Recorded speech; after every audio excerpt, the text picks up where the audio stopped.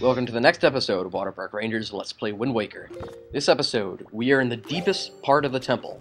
We are going to be taking on the boss. But first off, I recommend, before you try fighting that Dark Nut, snipe the skulls on the side, because two of them will actually turn out to be blue bubbles, that when they stun you, when they hit you, they make you unable to use your items. So if you kill them from a distance using their arrows before they really come to life, you can kill them quickly. Now I'm going to show you the magic armor item that we got from Zunari. See how quickly it's depleting our magic, but at the same time, notice how we're not taking any damage. Thought I'd just show it off. We're never really going to be using it. Also, Hurricane Spin. These guys can mimic it, and if you get hit by it, 2 hearts, bam, right off the bat. So Dark Nuts can mimic your Hurricane Spin. That's one of the many reasons why I would recommend not using your Hurricane Spin against them, is if they see you charging it up, they will charge it up too, and they can do it. And believe it or not, I think that in groups, they have a group Hurricane Spin that's even stronger. So yeah, that's some stuff that I thought I'd show you. And what I did right there was actually incredibly hard, and no offense, it would take you forever to get that right. I can't believe I managed to do that on my first try, actually. Is defeating a Dark Knight using Ice Arrows and Skull Hammer is actually the hardest way you can possibly try and do it, because you have to do it so perfectly. Because they're so strong, the minute you freeze them, they just use this muscle bulge thing that immediately shatters ice, so you've got to break it at the same time they try to break out. Long story short, after you defeat the 2 blue bubbles and that Dark Nut, you get the big key. God, I gotta be so careful not to call it the boss key. So tempting to call it the boss key. Okay, and also, though we could have done this earlier, I'm sure, by redirecting a light beam to hit a hidden little insignia on the wall, there's this side chamber in this room where you can get another treasure chart. Now, here's what you gotta do. We got the boomerang, bomb, skull hammer. You want those 3 items. So first, open up the coffin lids using your light.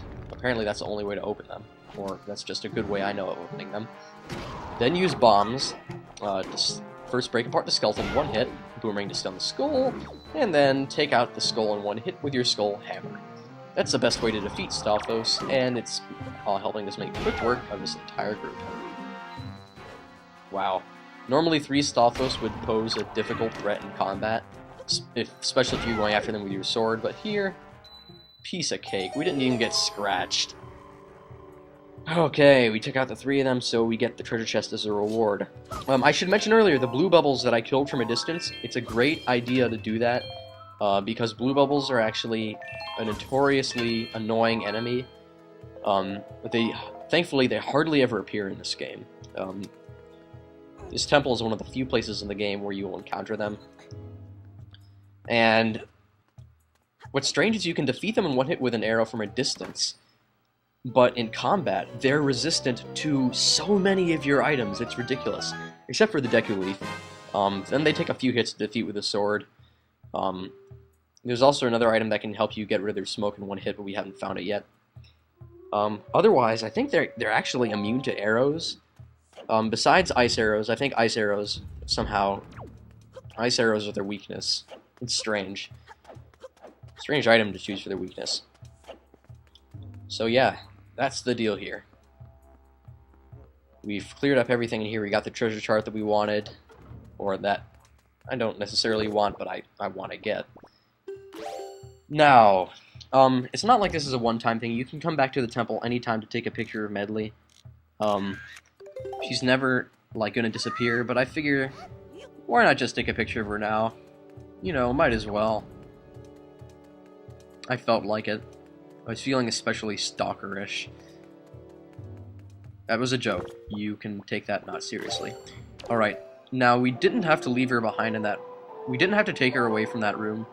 But the fact is, it doesn't feel right just leaving her in that giant puzzle chamber.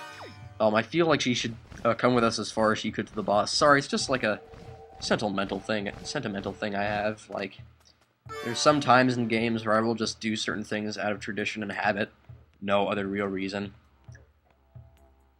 I guess Wind Waker is one of those games. Pikmin 2, sometimes I will do certain things like a lollygag and look at certain locales.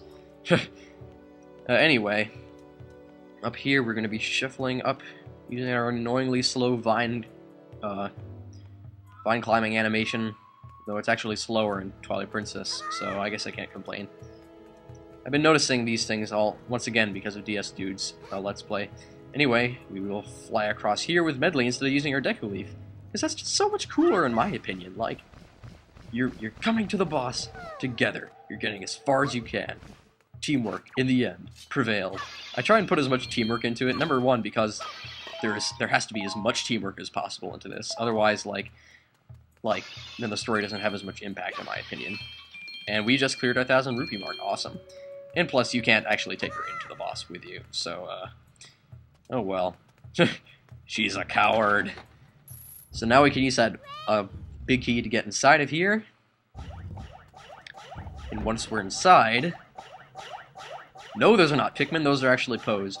Yes, I've noted for a long time that they always looked kind of like Pikmin to me, and kind of sound like them too, especially when you kill them.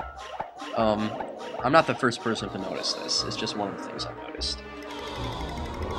Surprise, they actually formed the boss. Is this looking kind of familiar? Yeah, this is exactly like Boolossus from Luigi's Mansion, as if you remember, if you saw my Let's Play of that. The same strategy goes here. So we are going to be using the Hero's Charm, because I'm pretty good at remembering the promises that I keep, to use them during the bosses that you can watch their life meter dissipate. So here's the basic strategy. Stand in the spotlight, reflect the light on him, pick him up, and throw him at a column. Once that happens, this is why you want the Hurricane Spin. Unleash your Hurricane Spin on as many as you can, kill as many as you can. Though, after around 5, they immediately reset and go back into the mask a little bit earlier than they would normally, to make sure that you don't kill the boss too quickly. So yes, for each Poe that you defeat, the collective ghost grows weaker. Not smaller, but you gotta defeat all the ghosts to really defeat the boss. I think there are 15 of them, and we have probably 5 killed. So yes, he's very easy. I tend to be saying so yes a lot recently, I've noticed, but it's not like that's going to stop just because I've noticed. His attacks, he's got a Flaming Lantern, which is easy as hell to dodge. He throws Fireballs with his Lantern, also easy as hell to dodge. He uses Suction to make you not get to the light as easily. Admittedly, that's kind of annoying. He has this attack, that Sumo Slam. If he hits you, he'll possess you to run into the spikes for a little while. Admittedly, that is one attack that I think is pretty aggravating. Not that it matters, because we're going to finish him off right here, right now. This is like the part of the game where the Hurricane Spin is more useful than it will ever be. Ever. Oh, we couldn't quite get that last guy. Okay, in that case, why don't we do something a little bit extra special for you?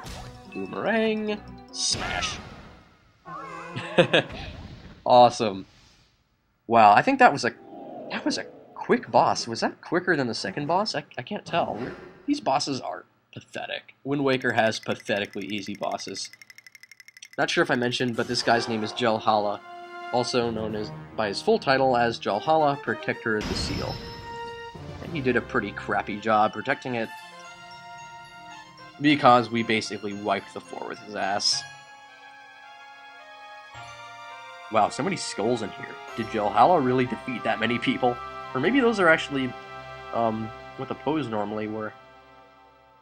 Maybe I looked too deeply into things, and just realized, hey, these are for hearts, extra hearts for people who are horrible at this game, and will probably die against Jalhalla. Even playing this the first time, I remember saying to myself, God, that was so much easier compared to how long it took to get through the temple.